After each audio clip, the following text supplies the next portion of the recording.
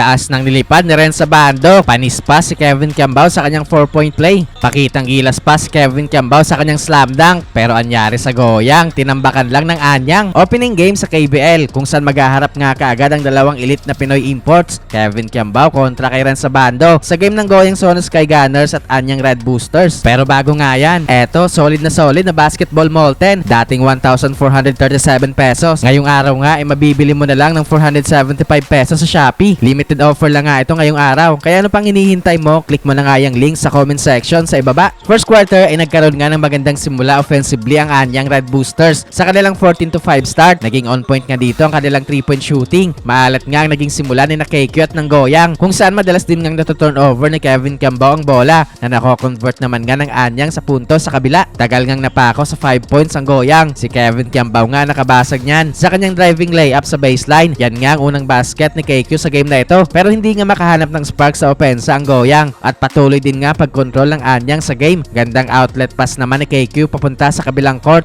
para sa wide open dunk ng kanilang import. Pero malaki-laking lamang pa nga ang habulin ng goyang sa game na ito kung saan lamang na nga ng double digit ang anyang after ng first frame sa score na 21-11. Second quarter ay patuloy nga paglobo ng kalamangan ng anyang Red Boosters. Pinasok na din nga sa 7-minute mark sa Renz Abando pero namintis nga nito ang kanyang dalawang 3-point attempt this quarter. Patuloy din nga pag-struggle sa field ni Kevin Kiambao kaya hindi din makahanap ng spark sa opensa itong goyang Sono Sky Gunners. Lumipad pa si Renz Abando sa pagkuha ng defensive board. Taas nga ng tinalon dyan ng ating kababayan kung saan pati commentator ay namangha sa kanyang ginawa.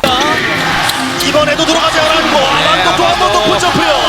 Back malala na nga ang goyang after ng first half sa score na 40-17. Third quarter ay still in control pa rin nga ang anyang sa early minutes. Tuwing magkakaroon nga ng small run ng goyang ay laging may sagot ang home team. Gandang hanap naman kay KQ cutting to the baseline para sa kanyang wide open two-handed dunk pero hindi nga yun makapagbigay ng spark sa opensa ng goyang. Instant impact naman offensively si Renz Abando pagkapasok niya with under 2 minutes. 4-point play sumabit pa sa Kevin Kiambao. Sinisigaw na nga ng crowd itong pangalan ni Renz Abando. Tambak pa rin nga ang goyang after ng third frame sa score na 52-35. Fourth quarter ay na-maintain nga ng anyang ang kanilang malaking kalamangan. Patuloy nga ang kanilang mainit na shooting sa labas. Hindi na din nga nagkaroon pa ng big time run ng goyang para makabalik sila sa game na ito. Kaya naman sa huli nga ay panalo ang anyang Red Boosters.